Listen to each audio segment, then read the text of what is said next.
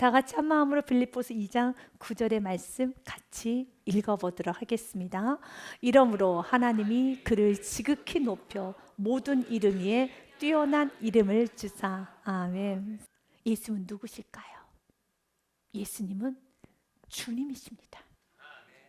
그리고 예수는 말합니다. 누구든지 나 예수를 주라고 시인해야지만 구원을 받을 수 있어 라고 말을 합니다. 내가 만일 내 입으로 예수를 주로 시인하며 또 하나님께서 그를 죽은 자 가운데서 살리신 것을 내 마음에 믿으면 구원을 받으리라. 주로 시인해야 된다고 합니다.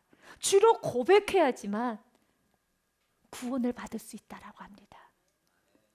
또한 빌립보서 2장 11절 말씀에 보면 예수를 주로 시인할 때 하나님은 영광을 받으세요. 모든 입으로 예수 그리스도를 주라 시인하여 하나님 아버지께 영광을 돌리게 하셨느니라. 아멘. 예수님을 주로 고백해야 됩니다. 예수님을 주로 시인해야 됩니다. 그럴 때 구원의 역사가 일어납니다. 그리고 하나님 아버지는 영광을 받으십니다. 그러면 주, 그 뜻은 무엇일까요? 여러분이 잘 아는 뜻입니다. 주는 구약에서 히브리어로 보면은 에호바, 그 뜻은 여호와라는 뜻을 갖고 있습니다. 신약에서는 헬라어로 퀴리어스, 마스터, 주인이란 뜻을 가지고 있습니다. 그렇기 때문에 예수님은 주님이십니다 라고 했을 때 예수님은 여호와 하나님이십니다. 예수님은 주인이십니다. 그 뜻이 바로 주예요. 우리는 이렇게 고백을 하죠. 나 주님 믿어. 주님을 찬양합니다. 주님을 높입니다 라고 합니다. 그리고 우리는 기도하기 전에 주여 삼창을 하죠. 주여 주여 주여. 여러분, 그 주여가 무엇입니까? 우리가 기도하기 전에 왜 주여 삼창을 합니까? 왜 우리가 주님을 믿는다고 합니까? 그 주의 뜻은 주님, 당신은 하나님이십니다. 그 하나님이 어떤 하나님이십니까? 온 세상 만물을 창조하신 하나님, 나를 만드신 분, 나에게 복 주시는 분이 하나님이세요. 이 땅에 가장 낮은 모습으로, 가장 비천한 모습으로 오셨지만 인간의 손에 의해서 죽임을 당하고 인간에게 채찍질을 당하고 인간에게 침뱉음을 당하며 인간에게 집 밟히는 그런 아픔을 겪었지만 예수님은 여호와 하나님 주님이세요. 예수님은 온 땅에 나의 주인이세요. 그분이 주인이십니다. 그분이 왕이십니다. 예수님의 한없는 겸손은, 겸손한 사람에게는 그 예수님의 한없는 겸손 앞에 무릎을 꿇고 예배를 드려요. 눈물을 흘리며 예수님이 왜 이렇게 한없이 겸손해질 수밖에 없는 그 이유를 알기 때문에 더 울며 더 엎드려 경배를 하지만 교만한 사람들은 예수님이 한없이 낮아지시는 그 겸손의 모습을 보면서 조롱을 해요. 무례하게 행동해요. 거칠게 행동을 합니다.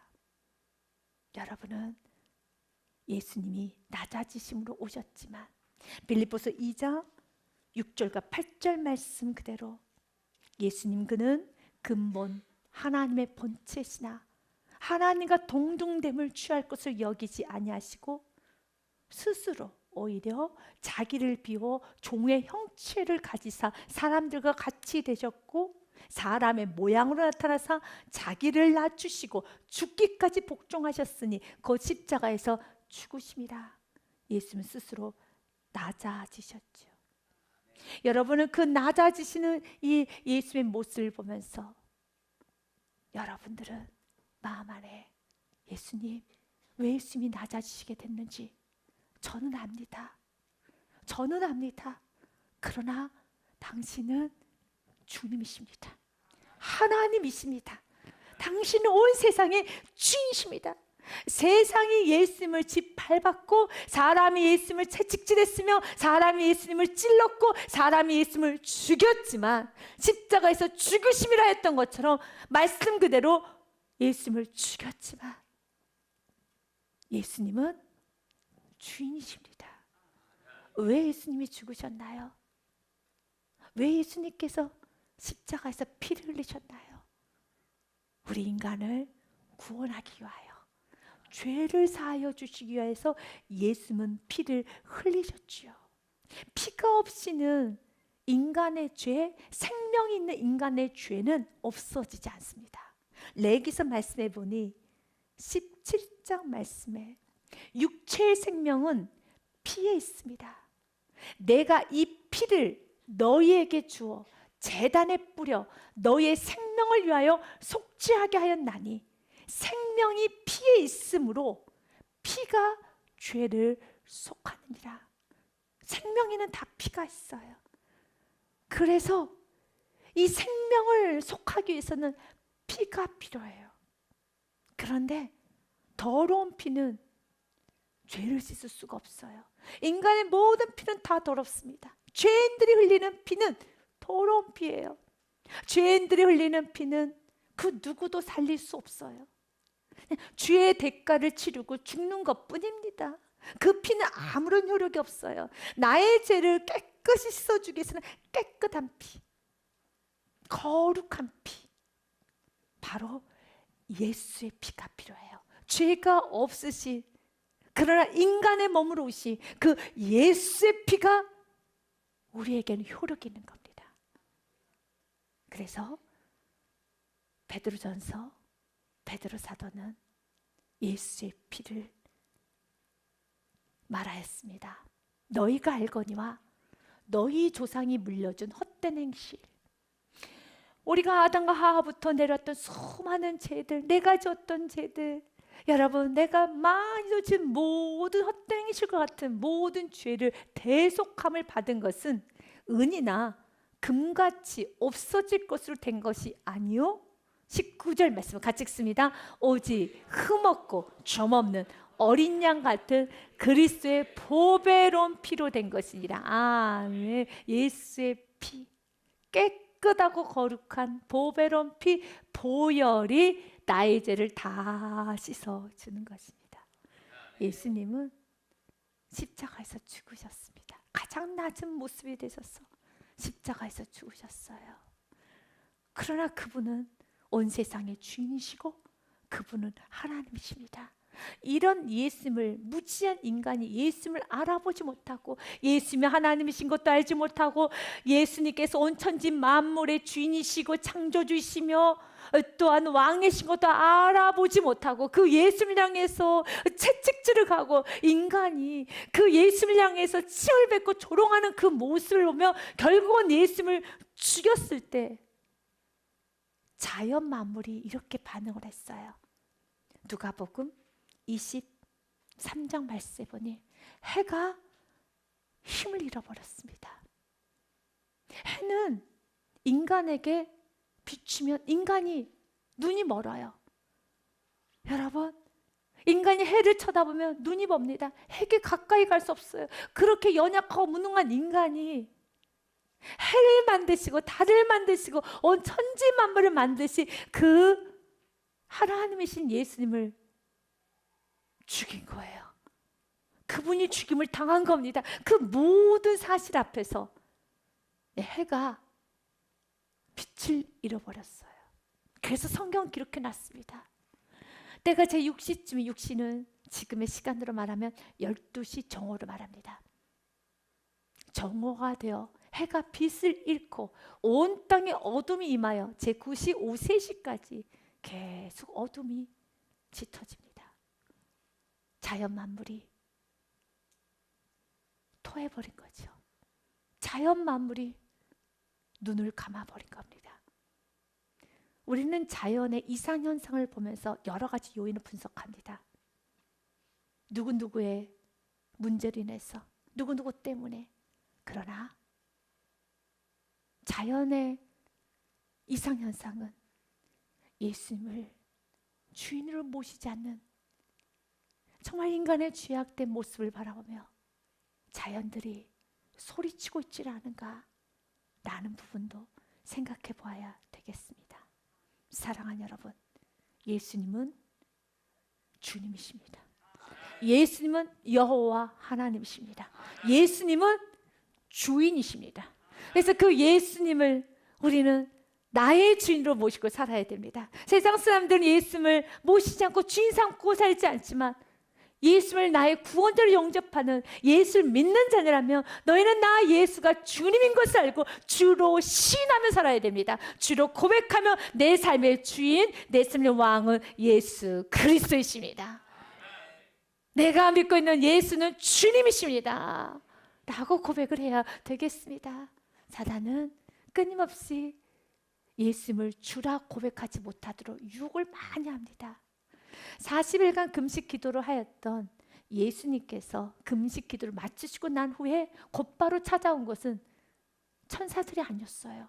사단의 무서운 시험이었습니다. 3가지 시험을 합니다. 그 3가지 시험은 지금도 우리 그리스도인들에게 예수님이 성령 충만하고 금식기도 40일 금식기도를 했을 때 찾아왔던 것처럼 우리가 천국가는 그날까지 우리에게 끊임없이 찾아오는 사탄의 시험은 3가지입니다. 첫 번째, 배고프지 않느냐?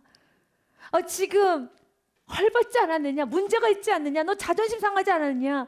배가 고픈데 빵부터 먹어야지. 자존심이 그렇게 상했는데 자존심부터 챙겨야지.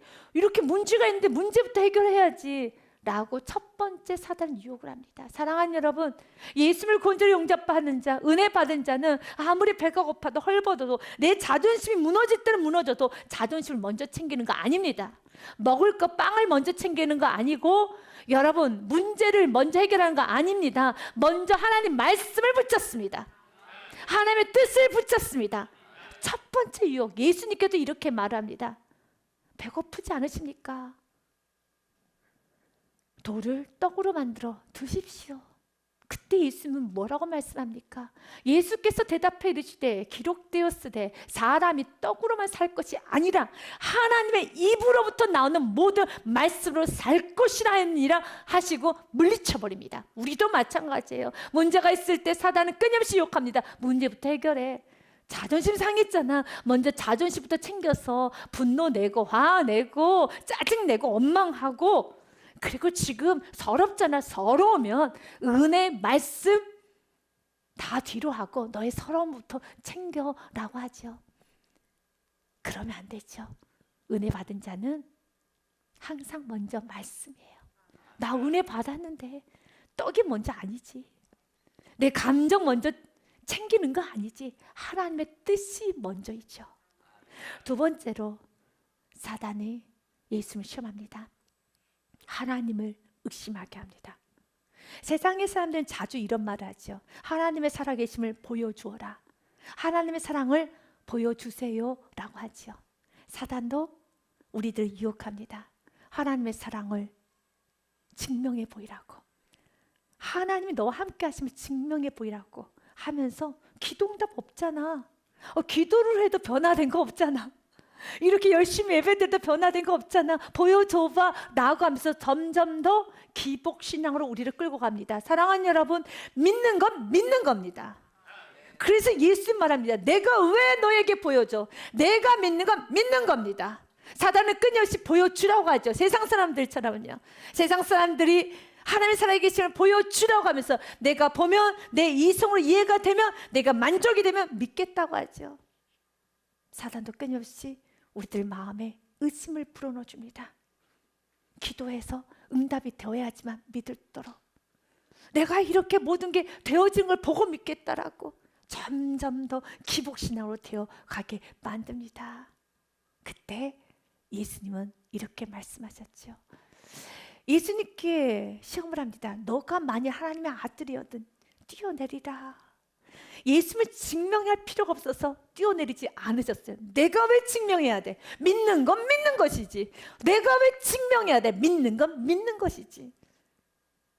증명해 보이라고 합니다.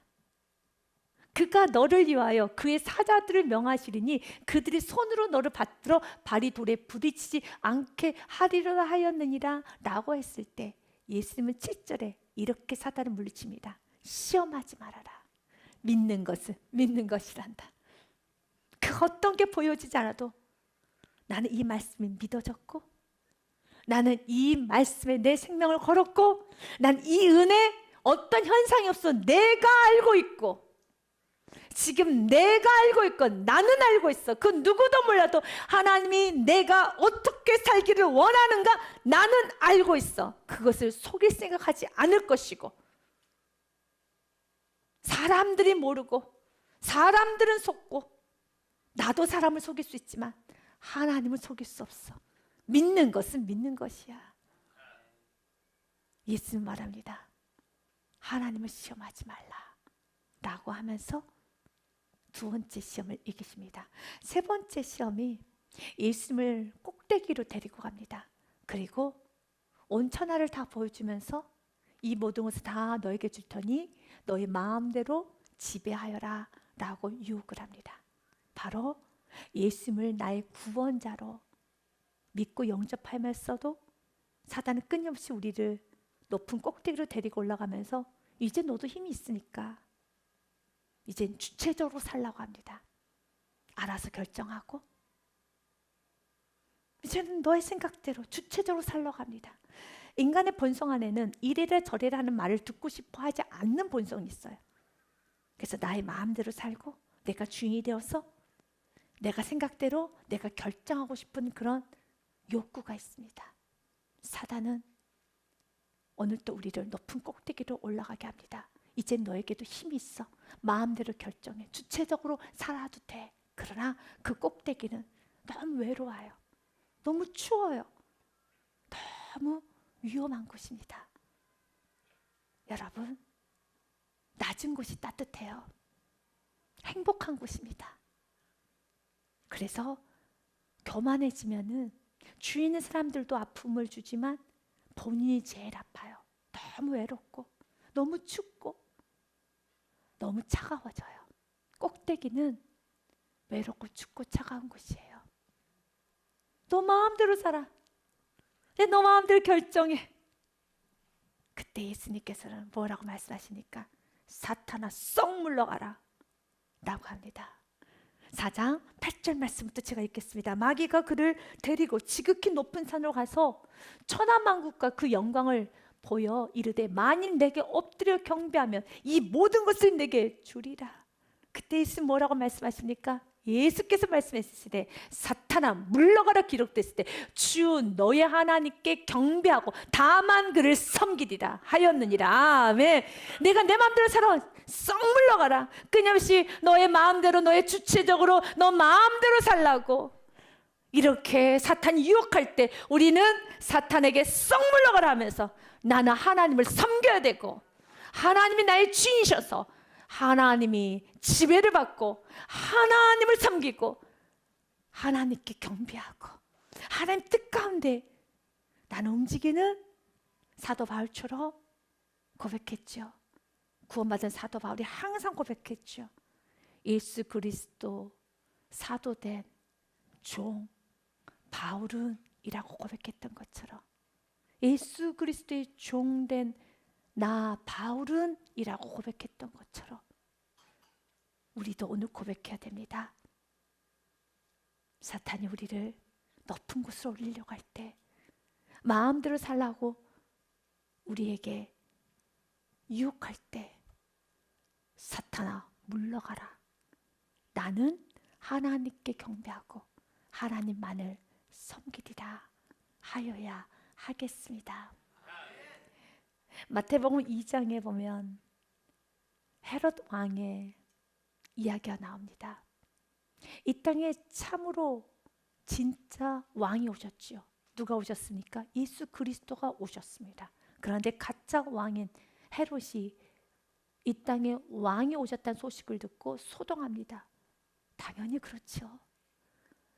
여러분 자신이 왕인 줄 알고 행세하고 살았는데 진짜 왕이 왔으니 서동이 나죠.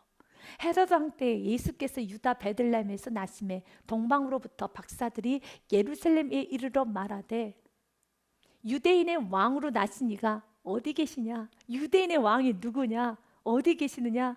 라고 동방 박사들이 헤롯 왕에게 질문합니다. 우리가 동방에서 그의 별을 보고 그에게 경배하러 왔노라 하니 그때 헤롯이 온 예루살렘이 듣고 소동한지라. 난리가 났습니다. 전쟁이 일어났습니다. 요동이 납니다. 난리가 났습니다. 맞습니다. 내 안에 주인이 둘이면, 왕이 둘이면 소동이 납니다. 난리가 납니다. 전쟁이 일어납니다. 마음에 평화가 없습니까? 마음이 복잡합니까? 어수선합니까? 가짜 왕들을 치워야 되는 겁니다. 우리는 예수님을 나의 구원자로 모시고 또한 예수 믿고 천국 간다고 고백을 했지만 그 예수님을 주님이라 고백을 안 합니다. 당신 나의 주인이십니다 라고 고백하며 내 인생에, 가정에 내가 가는 곳마다 예수님을 주인 삼고 살아야 되는데 자꾸 내가 가짜인 내가 주인 행사를 하러 갑니다. 그때마다 이렇게 말씀으로 예수님이 주님이십니다라고 비춰지면 이 빛을 받고 뜨끔하죠. 맞아, 예수님이 주인이지. 내 마음대로 살려고 했구나. 감정, 말, 행동, 나의 모든 삶, 시간, 물질, 나의 모든 순간순간 다 예수님의 통치 아래에 있어야 되겠죠. 그래서 말씀으로 찌르는 겁니다. 예수님이 주인이십니다. 예수님이 주님이십니다 라는 그 찔림 앞에 어떻게 해야 되겠습니까? 내 속에 거짓된 왕들, 내가 우상 삼고 살았던 거, 어떤 내가 주인들 살려고 했던 모든 시간을 회개하면 되는 겁니다. 돌이키면 되는 겁니다. 그런데 어리석은 헤롯 왕은 진짜 왕을 죽이겠다고 16절 말씀 보니 끔찍한 죄를 지으네요. 이에 헤롯이 박사들에게 속은 줄 알고 심히 노하여 사람을 보내어 베들레헴과 그 모든 지역 안에 있는 사내 아이를 박사들에게 자세히 알아본 즉 그때를 기준하여 2살부터 그 아래로 다 죽입니다. 우리는 예수님을 나의 구원자, 예수님을 하나님으로 주인으로 모셨음에도 불구하고 이렇게 내 안에 헤롯이 살아있을 때가 있어요. 슬금슬금 헤롯이 될 때가 있어요. 그때마다 말씀을 통하여 비침을 받게 되고 그때마다 말씀을 통하여 깨닫게 되면은 그때 어떻게 해야 되겠습니까? 예수를 내쫓으려고 하는 것이 아니라 여전히 내가 왕이 되려고 왕의 자리를 지키기 위해서 불순종하고 나 분노하고 그리고 짜증하고 원망하고 불평하고 하는 것이 아니라 오늘 헤롯처럼 죄를 짓는 것이 아니라 포악한 죄, 무례한 죄, 거친 죄 이런 죄를 짓는 것이 아니라 받아들여야 되겠죠. 그러면 우리의 삶에 놀라운 역사가 일어납니다. 사랑하는 여러분, 고백합시다. 예수님은 누구이십니까? 주님이십니다. 예수님은 하나님이십니다. 예수님은 나의 주인이십니다. 가정의 주인이십니다. 인생의 주인이십니다. 교회의 주인이십니다. 여러분이 가는 곳마다 주인이십니다. 예수님이 주님이십니다. 이 고백을 하며 승리하시기를 바라겠습니다. 여러분에게 중세 유럽 어느 기도원에 실렸던 글을 읽어드리고 말씀을 마무리하고자 합니다.